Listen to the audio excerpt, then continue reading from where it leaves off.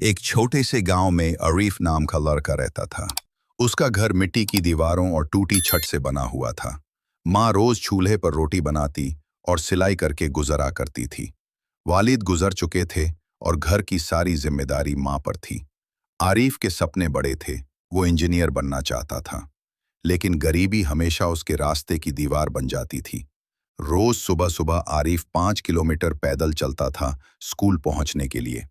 उसके पास नए कपड़े नहीं थे, पुराने घिसाए जूते थे और किताबें भी दूसरों के इस्तेमाल की होती थीं।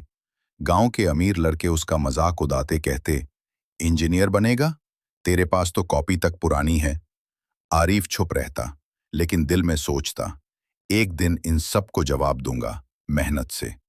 रात को जब बिजली चली जाती तो आरिफ दिए की रोशनी में पड़ता। माँ उसे देखती और कहती, बेटा, मुश्किल वक्त हमेशा नहीं रहता। दुआ और मेहनत से सब कुछ मुमकिन है आरिफ। माँ की बात सुनते हुए और जज्बाती हो जाता। बोर्ड के इम्तिहान आए तो उसने दिन रात पढ़ाई की। जब रिजल्ट आया, आरिफ ने पूरे डिस्ट्रिक्ट में टॉप कर लिया। गांव वालों ने पहली दफा उसे इज्जत की नजर से देखा। लेकिन नई मुश्किल सामने आई, यूनिवर्सिटी की फीस। आरिफ के पास पैसा नहीं थे। माँ ने चुपचाप अपनी शादी का पुराना गहना निकल कर बेच दिया और फीस दी। आरिफ रो पड़ा और बोला, माँ, आपने अपना सोना बेच दिया सिर्फ मेरे लिए। माँ मुस्कुराकर बोली, बेटा, ये सोना मेरी जिंदगी से ज्यादा कीमती नहीं। तुम मेरी असली दौलत हो। शहर जाकर आरिफ ने यूनिवर्सिटी ज्वाइन की।